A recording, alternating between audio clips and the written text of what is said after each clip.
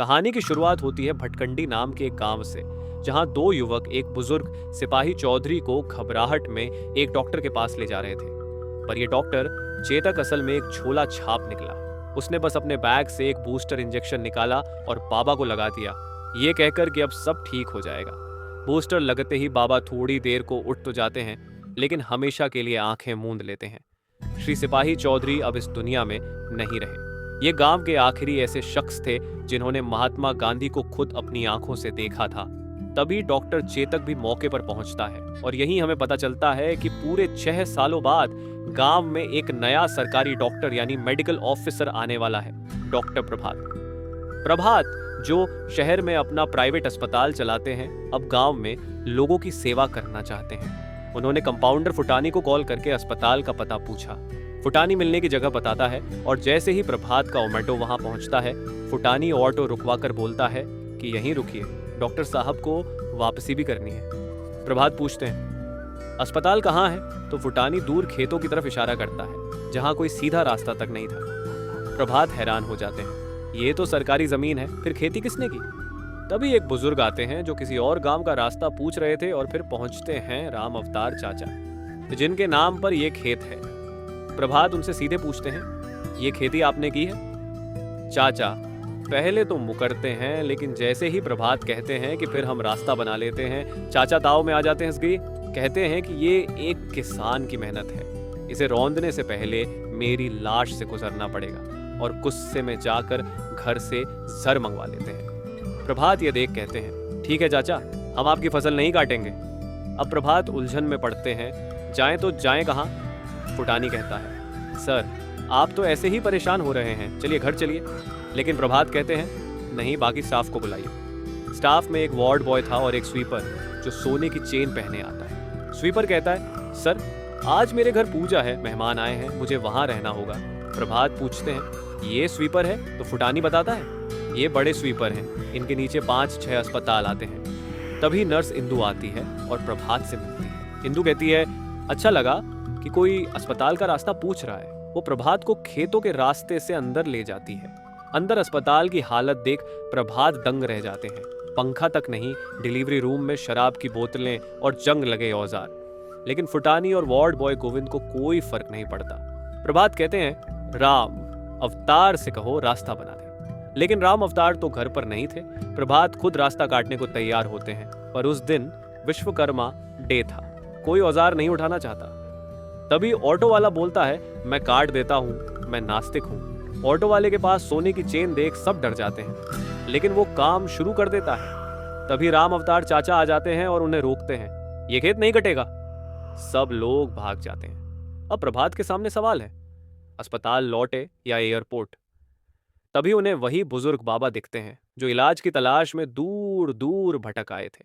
उन्हें देख प्रभात को अपने पापा की कही बात याद आ जाती है कि ऐसे लोगों की मदद करनी है। हिम्मत बटोरकर प्रभात फुट्टानी और गोविंद को लेकर पुलिस स्टेशन जाते हैं, लेकिन वहां इंस्पेक्टर सो रहा होता है। बोलता है, फसल तो खुद 15 दिन में कट जाएगी, इतनी जल्दी क्या है। प्रभात कहते हैं, अगर हमने आपकी शिकायत कर दी तो अगली पोस्टिंग कहाँ होगी, सोच लीजिए। डरकर पुलिस वाला राम अवतार को आदेश देता है, कल तक रास्ता बन जाना चाहिए। अगले दिन प्रभात देखते हैं कि राम अवतार चाचा ने खुद फसल काट दी है।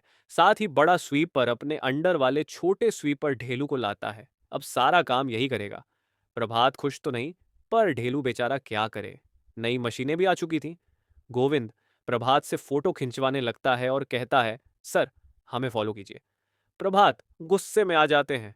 गोविंद कहता है, बचपन से गुस्से वाले लोगों से डरते हैं। एक बार पापा की भिंडी नहीं बिकी तो उन्होंने मुझे ही बाजार में पीट दिया था। तभी प्रभात दवाइयां मांगते हैं, लेकिन फुटानी कहता है, सर सारी दवाइयां पहले ही बेच चुका हूं, 50-60 हजार की। प्रभात सोचते हैं अब क्या किया जाए। वो इंदू के साथ गांव के वुमन कैंप में जाते हैं ताकि सबको बताए कि अब अस्पताल चालू हो चुका है। वहीं इंदू बताती है, क्या फुटानी जी ने नहीं बताया कि गांव में एक और डॉक्टर है, डॉक्टर चेतक, जो गूगल से इलाज करता है। फुटानी फिर चेतक से मिलने जाता है और दवाइयां खरीदने के लिए 75,000 उधार मांगता है। चेतक 12,000 दे देता है, 3 महीने में लौटा देना। फिर अस्पताल में एक मरीज आता है जिसे हाइड्रोसील है। वो प्रभात से कहता है, कितने पैसे मिलेंगे इलाज के, मैं 500 रुपये और कंबल से नहीं मानूंगा।